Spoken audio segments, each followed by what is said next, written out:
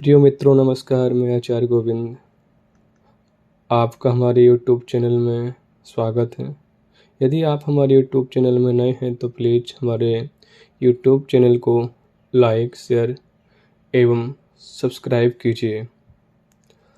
आज की थ्योरी है, इसमें हमें जानेंगे कि वर्ण व्यवस्था क्यों, हमारे सनातन धर्म में वर्ण व्यवस्था क्यों बनाई गई थी। तो चलिए हम जानते हैं। हिंदू धर्म में वर्ण व्यवस्था को जिस विकृत रूप में आख्यायित किया गया, वास्तव में वह वैसी नहीं है। विराट पुरुष को प्रतीक रूप में प्रतिपादित करते हुए वैदिक ऋषि कहते हैं, ब्राह्मणो समुखमासीत् बाहो राजन्यः कृताः ऊरो तदस्यजद्वैश्यः पदभ्यां गुणशूद्रो अजायत। यजुर्वेद का मंत्र है। अर्थात इसमें कहा गया है कि विराट पुरुष के मुख से ब्राह्मण, भुजा से क्षत्रिय, उरु यानी पेट के स्थान से वैश्य और पांवों से शूद्र उत्पन्न हुए हैं। इस प्रकार शरीर में जो कार्य के अंग करते हैं, वही कार्य समाज में वे वर्ण करते हैं, जिनकी प्रस्तुति उपर्युक्त श्लोक में की गई है। यहाँ यह भी कहा जा सकता है, जो जिस तरह के कार्य करता है उसे संबंधित वर्ण में स्वीकार करने की परंपरा भी हिंदुओं में रही है। श्रीमद् भागवत गीता में श्री कृष्ण ने कहा है, चातुर्वर्ण्यं मया श्रेष्ठं गुण कर्म विभागशः। अर्थात ब्राह्मण, क्षत्रिय, वैश्य और शूद्र, इन चार वर्णों का समूह गुण तथा विभाग पूर्वक मेरे द्वारा रचा गया है। जब हम अपने मानव पिंड को देखते हैं तो यह स्वभावतः 5 अंगों में विभक्त दिख पड़ता है। गले के ऊपरी भाग को हम ज्ञान केंद्र कह सकते हैं। देखना, सुनना, सोचना, समझना, परखना और बोलना, ये सभी क्रियाएं इस विभाग द्वारा संपादित होती हैं। भुजाओं का भाग रक्षक भाग कहलाता है।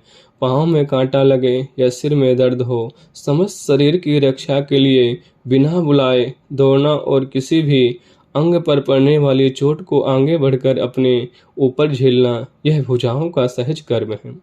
पेट हमारे शरीर का मध्य भाग है। यह पोषक भाग कहलाता है। खाए हुए भोजन का सम्यक परिपाक करके शरीर के सभी अंगों को उनका भाग पहुंचाकर पोषित करना इस भाग द्वारा संपन्न होता है।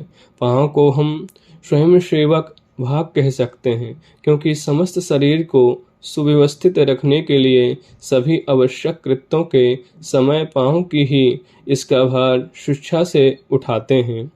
ये पानी, कीचड़, धूल या जूतों में रहकर भी अन्य समस्त शरीर को स्वस्थ रखने में समर्थ होते हैं। मल मूत्र त्यागने वाले भाग को हम संशोधक या पावक भाग कह सकते हैं। कारण समस्त शरीर में रहने वाले अनावश्यक मलांश को बाहर फेंककर यह शरीर को शुद्ध, पवित्र और स्वस्थ बनाने का अपना दायित्व पूरा करता है। इस प्रकार हमारे मानव पिंड के ये प्रधान 5 अंग हैं।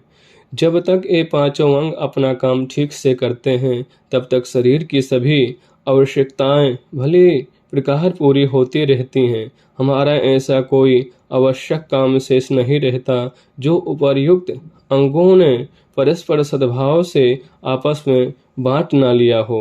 बस इसी प्राकृतिक चित्र के आधार पर समस्त मानव समाज को समष्टि रूप से सुव्यवस्थित करने के लिए 4 वर्ण और 5वें अंत्यज नामक भाग की रचना हुई है।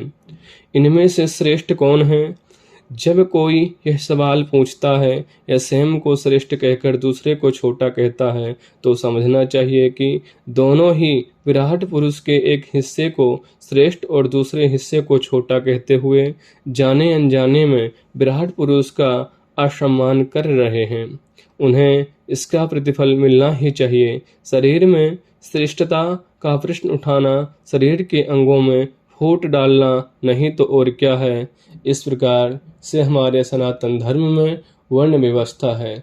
जय श्री राधे, नमस्कार।